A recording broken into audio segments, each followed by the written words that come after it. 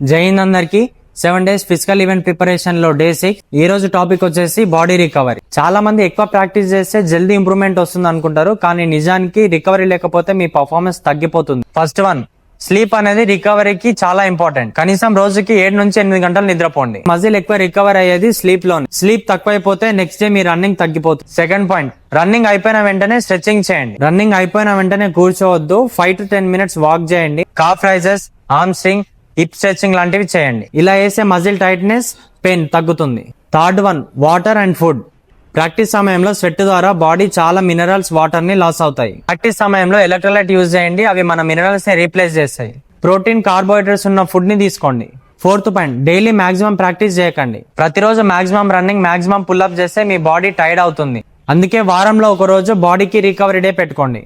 Fifth point, pain ని ignore చేయకండి. Practice చేసే సమయంలో మీకు ఏమైనా పెయిన్స్ ఉంటే, వర్కౌట్స్ ఉంటే అవి చేయండి.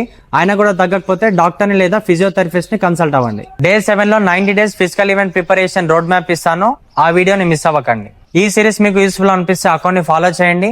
ఫిజికల్ ఈవెంట్స్ కి ప్రిపేర్ అయితే మీ ఫ్రెండ్స్ కి షేర్ చేయండి. మీకు ఏమైనా డౌట్స్ ఉంటే కామెంట్ చేయండి.